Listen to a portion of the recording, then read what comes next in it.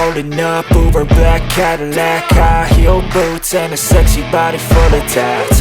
Baby's bad, oh baby's hella bad. After her there ain't no coming back. Wanna take a run at that. I think she's feeling me. Turn it up a few degrees. My imagination of her body gets the best of me. Oh gosh, she's such a tease. Bitten lips, bruised knees. I'm addicted to her, need her touching me. Cause she got a bad little waist, and we tearing down this place. Off the liquor that we chase. Got some egos to the face. Baby, I don't need no space. Coming closer for a taste, and I'll show you how I make everything just fade away. Cause she's like sex, drugs, cocaine, body so insane. Jealous of the clothing that she wears up on that tight frame. All game, no shame, baby came here to play. I feel like an addict cause she's sex, drugs, cocaine.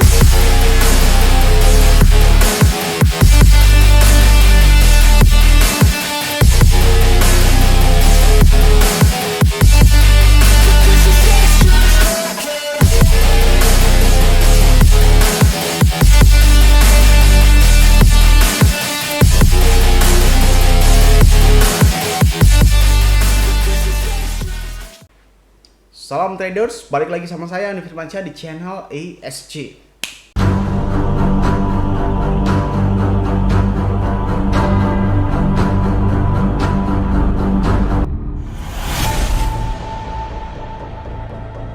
Oke, kali ini kita akan bahas tentang The Fed. Oke, nggak tahu lah saya nyebutnya apa, The Fed, FED atau Bank Dunia atau Bank Amerika dan lain sebagainya. Karena banyak sekali orang yang membahas tentang The Fed ini ya. Kita sebut The Fed aja, saya nggak tahu lah karena sebutannya apa ini. Karena banyak orang yang request, Bang, gimana tanggapan lu tentang The Fed menaikkan suku bunga di Amerika Serikat dan bagaimanakah impactnya terhadap Bitcoin.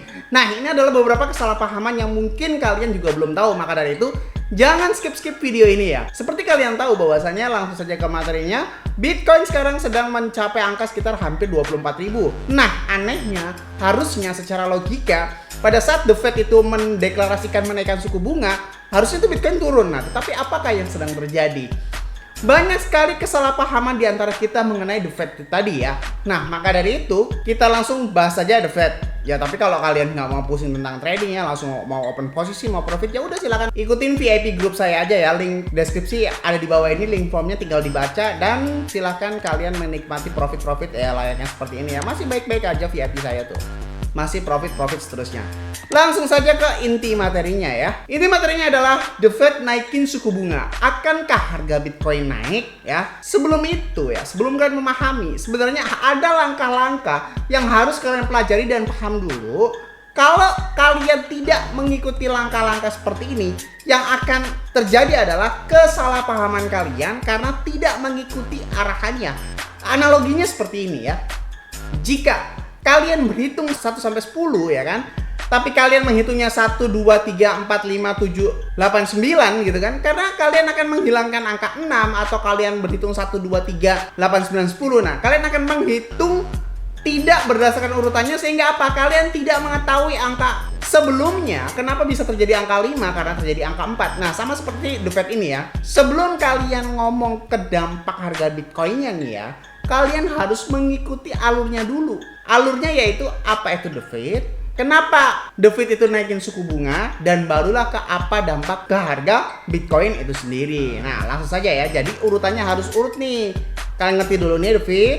Kalian tahu dulu nih kenapa The Fed ini naikin harga suku bunga ini, kenapa gitu kan. Barulah kalian bisa menyimpulkan harga Bitcoinnya. Nah, langsung saja. Pertama, bagi kalian yang nggak tahu pengertian The Fed itu apa, secara teori di atas kertas, The Fed adalah singkatan dari Federal Reserve System Bank, yang dimana ini adalah Bank Sentral Amerika Serikat yang didirikan tahun 1913 dengan diberlakukannya Undang-Undang Federal Reserve ini terutama sebagai respon kepanikan finansial pada tahun 1907. Ini sumbernya dari Wikipedia dan ini adalah gambarnya. Kalau secara simpel, padat dan jelasnya, kalau kalian adalah orang Indonesia, kalian tahu Bank Indonesia ya, ini ya, Bank Indonesia. Jadi kalau kalian nanya The Fed itu apa? Selayaknya Bank Indonesia di Indonesia. Jadi The Fed itu BI-nya Amerika Serikat. Kalau kalian bingung gitu ya, kalau kalian masih nanya BI itu apa, saya mulai mempertanyakan kalian itu tinggal di mana. Nah, setelah kalian tahu nih pengertian The Fed, kalian harus tahu juga nih The Fed ini naikin suku bunga itu kenapa? Karena inflasi ya. Inflasi itu terjadi kenapa? Nah, kalau kalian masih nggak tahu inflasi juga, silakan kalian searching di Google ya, atau pengertian di atas kertasnya ini. Nah, setelah kalian tahu The Fed ini naiknya secara inflasi, terus ya, inflasi ini kenapa? Ada dua hal yang sangat berpengaruh di Amerika Serikat yang menyebabkan inflasi itu sendiri. Yang pertama, karena Rusia mempersulit pasokan minyak dunia. Kalian tahu lah ya, Rusia perang dengan Ukraina, dan pihak Amerika Serikat itu adalah salah satu rivalnya si Rusia gitu kan. Nah, jadi si Rusia ini menutup atau mempersulit pasokan minyak dunia. Nah, kalian bisa tahu lah efeknya apa. Mobilitas jadi terganggu, pabrik-pabrik juga sulit untuk beroperasi, dan beberapa efek-efek lainnya. Jadi sangat berpengaruh banget ya Rusia ini perang dengan Ukraina, sehingga Rusia ini mempersulit pasokan minyak dunia ke Amerika Serikat ya. Akibatnya itu tadi yang saya sebutkan. Lalu yang kedua adalah efek pemulihan pandemi, sehingga jumlah permintaan meningkat dengan supply yang masih terbatas. Masih nggak ngerti juga. Jadi pandemi kan udah hampir selesai nih, atau mungkin selesai juga di Indonesia, bahkan kebijakan pemerintah sudah tidak mewajibkan masker. Nah, tahukah kalian bahwasanya di Amerika Serikat itu terjadi dampak inflasi yang dari permintaan demand yang banyak banget. Loh, maksudnya bagaimana bang? Corona nih. Orang jarang keluar dong. Terus sekarang udah gak corona lagi nih. Orang keluar, orang pengen belanja. Nah, orang-orang ini berbelanja dengan waktu yang sama, dengan demand yang banyak sekali, dengan permintaan yang banyak sekali. Tapi di samping itu, dari sisi produsen, mereka hanya menyetok barang yang pada saat pandemi. Jadi produsen ini belum siap. Akhirnya apa? Akhirnya harga-harga kebutuhan barang baik primer, sekunder, tersier ini terbatas, yang menyebabkan kenaikan harga yang secara tidak masuk akal. Masih nggak ngerti juga. Ya intinya pihak produsen ini stoknya masih stok corona nih, tapi coronanya udah selesai. Orang-orang berhamburan dong, pengen beli, pengen healing lah, pengen beli ini, pengen beli itu. Sedangkan stoknya ini masih terbatas.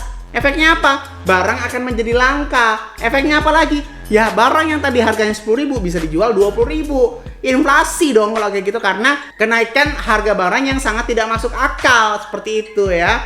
Maka dari itu Amerika Serikat mengalami resesi ekonomi. Resesi ekonomi secara di atas kertas itu kalian bisa search di Google.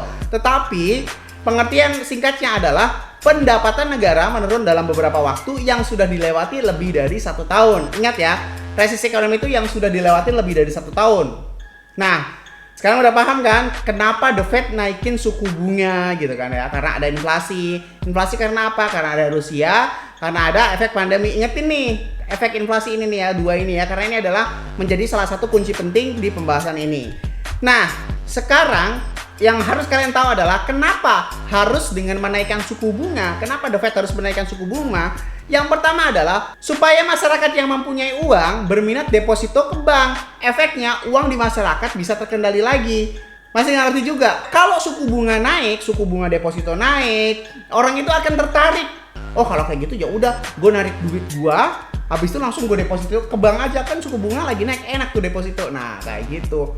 Supaya efeknya terjadi ke efek kedua. Kalau udah yang pertama ini terjadi, yang kedua langsung terjadi juga. Supaya masyarakat yang pengen beli barang nggak jadi beli bos. Kenapa? Duitnya udah kepake di deposito. Karena ya uangnya udah nggak ada, kan udah di deposito. Jadi setelah efek kedua ini terjadi, maka timbullah efek impact terakhir yang bisa mengendalikan keseimbangan gitu kan ya. Efeknya apa? Akhirnya permintaan menurun alias yang kita sebut demand. Dan akhirnya juga stok barang yang ingin dibeli, yang kita sebut supply, menjadi normal harganya. Karena ya udah nggak langka lagi. Yang beli jadi biasa aja. Karena ya itu tadi, suku bunga dinaikin, orang-orang berbondong-bondong deposito ke bank, nggak jadi beli tuh, nggak jadi healing-healingan, nggak jadi beli asal beli aja, mau primer, sekunder, tersier itu nggak jadi beli gitu kan. Jadi permasalahan yang kedua itu bisa segera dikendalikan, keseimbangan antara supply and demand, sehingga barang tidak langka lagi dan kebutuhan secara harga itu tidak meningkat secara gila-gilaan gitu ya. Udah ngerti kenapa The Fed naikin suku bunga. Nah, harusnya secara dampak keputusan The Fed secara normal nih terhadap Bitcoin, ini terhadap Bitcoin ya. Ini udah kesimpulan terakhir. Harusnya jika USD berhasil menguat karena suku bunga naik, ya jelas harga Bitcoin akan turun. Loh, Bang, berarti kesimpulannya harga Bitcoin akan turun? Iya, harga Bitcoin akan turun ketika kebijakan The Fed ini ya sanggup untuk menaikkan atau menguatkan USD secara kuat lagi. USD mempunyai representatif lain di dalam bentuk kripto yaitu USDT, dan USDT ini adalah likuiditas terbesar di dunia kripto baik secara CMC ataupun dunia di dalam Bitcoinnya. Jadi kesimpulannya bro, kalau jika USD berhasil menguat, USDT juga menguat. Kalau USDT menguat, jelas dong harga Bitcoin akan turun. Seperti itu udah hukum mutlak. Kalau USDT naik, Bitcoin turun. Kalau USDT turun, Bitcoin naik. Lalu yang selanjutnya adalah kedua, jika USD berada di level tinggi dan menghancurkan rupiah, maka Bitcoin akan naik secara rupiah di market lokal. Nah, ini bisa saja terjadi. Secara market lokal, Bitcoin akan naik. Maksudnya seperti apa bang? Ya Bitcoin mungkin harganya bisa nyampe 500 juta lagi atau bisa nyampe 600 juta lagi.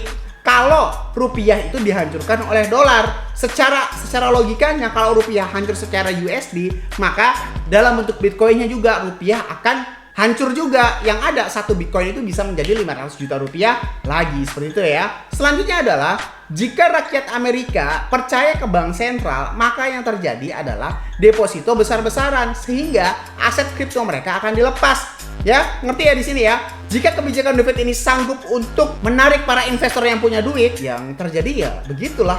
Mereka akan menjual aset kripto mereka dan akhirnya mendepositkan ke bank. Seperti itu aja sih logikanya. Nah, ini pertanyaan yang cukup sulit dijawab oleh YouTuber-YouTuber lain ya. Kenapa Bitcoin malah naik bang? Dari 21.000 ke 24.000. Ingat ya, ini adalah fakta lapangan yang terjadi. Yang pertama, ya karena masalah Rusia, bukan mereka yang makruh. Masalah Rusia ini adalah masalah mutlak satu pihak. Logikanya gini aja deh. Mau dolar sekuat apapun, mau $1 20.000 rupiah, ya kalau Rusia nggak mau jual minyaknya, terus mau apa? Ibarat kata lu nawar sesuatu barang, bodoh amat lu mau nawar kayak gimana, orang itu nggak mau jual. Terus efeknya bakal apa? Amerika Serikat ngelakuin mobilitasnya pakai apa? Ngisi bensinnya pakai apa? Pakai mobil listrik semuanya. Ya jelas memang bisa aja pakai mobil listrik. Tetapi mayoritas di sana juga masih pakai mobil bensin, minyak bumi. Mobilitas pabrik juga masih ada yang memakai ketergantungan minyak bumi dan lain sebagainya. Jadi secara logika sederhana, mau dolar sekuat apapun, kalau si Rusianya nggak mau ngejual minyaknya, mau apa lu bro? Oke? Mau lu sehebat apapun pembelinya, ya kalau udah nggak mau ya gimana lagi? Mau lu seganteng apapun, lu sekaya apapun, kalau cewek yang lu suka itu nggak mau sama lu, ya mau gimana lagi? Takdir udah berkata lain bro. Lalu yang kedua, permintaan pasar yang harusnya menurun, tapi sebaliknya ya karena pandemik. Sekarang gini aja deh, secara logika ya, ini pandemi yang terjadi 100 tahun sekali bro. 100 tahun sekali, bukan masalah biasa ya. Lah orang sekarang jadi jenuh dong. Habis masa pandemi harus disuruh di rumah, terus work from home, study from home, dan semuanya dari rumah. Semuanya dari rumah. Ya mereka ingin healing lah, mereka ingin membeli sesuatu yang bisa menyenangkan diri sendiri gitu kan. Jadi walaupun suku bunga dinaikin, tetapi secara psikologi, mental ya, suku bunga belum cukup kuat untuk membuat masyarakat itu mendepositkan uangnya di bank. Karena apa? Keinginan mereka yang telah terbelenggu pada saat pandemi itu lebih kuat daripada suku bunga itu sendiri. Gitu aja sih. Dan lalu yang ketiga nih yang paling seram. Mau The Fed kayak gimana pun, mau harga Bitcoin akan terancam turun bagaimanapun, kata market derivatif, punten seluruh. Nggak ngerti juga yang ketiga ya. Market derivatif bilang punten seluruh. Nggak ngerti juga. Sekarang gini aja, kita berpindah ke sudut pandang Cukong dan Wales, Cukong dan Paus ya. Mau apapun fundamentalnya ya. Kalau dulu sebelum ada derivatif itu futures, leverage, kontrak, over the counter market, intinya market-market yang bisa cuan pada saat turun. Mau bagaimanapun keadaannya di dunia secara fundamental, kalau dulu ya sebelum ada derivatif mungkin ngaruh. Tapi kalau sekarang, mau apapun fundamental yang terjadi di masyarakat, secara logika, coba aja. Kalau lo jadi paus, lo lebih milih mangsa yang mana? Mangsa orang-orang yang sudah berkerumun di pihak sini, apa orang-orang yang belum jelas? Ya jelas yang berkerumun lah, dimakan semuanya sama paus dan para cukong. Masih nggak ngerti juga? Ya gini aja, secara logika. Ketika semua orang berpikir bahwasanya Bitcoin akan turun, maka paus akan berpikir lain. Akhirnya dinaikin Bitcoin. Begitu pula sebaliknya, ketika mayoritas orang itu berpikir Bitcoin akan naik, sama cukong dendam. Supaya apa? Supaya mempermainkan mental psikologi kalian. Jadi kesimpulannya apa, Bang? Kesimpulannya adalah The Fed itu tidak akan berpengaruh karena yang pertama, Rusia bukan mereka yang ngatur. Yang kedua, masalah pandemi ini bukanlah masalah biasa, berbeda dengan masalah ekonomi lainnya. Jadi, kesimpulan terakhirnya adalah menaikkan suku bunga mempunyai indikasi no impact because this problem are different. Ya, tidak ada efek sama sekali karena masalah ini berbeda. Walaupun Amerika Serikat mengeluarkan kebijakan apapun, lah ini Rusia yang dikendalikan, yang nggak bakal bisa kendaliin Rusia. Ini pandemi yang terjadi 100 tahun sekali, jadi nggak ngaruh sama sekali.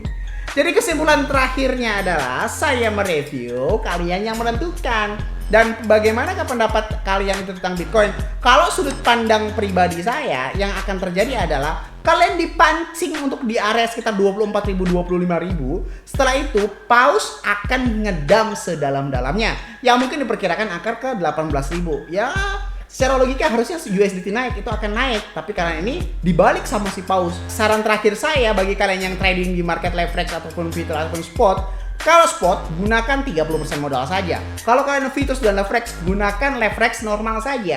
Maksimal 10 kali lipat, jangan lebih dari itu. Iya kalau hoki, kalau enggak ya amsyong kalian. Oke? Kalau masih nggak mau ribet juga ya tinggal ikut VIP, susah-susah amat sih kalau kayak gitu. Saya juga masih terus cuan, masih bisa ngidupin banyak dede-dedean.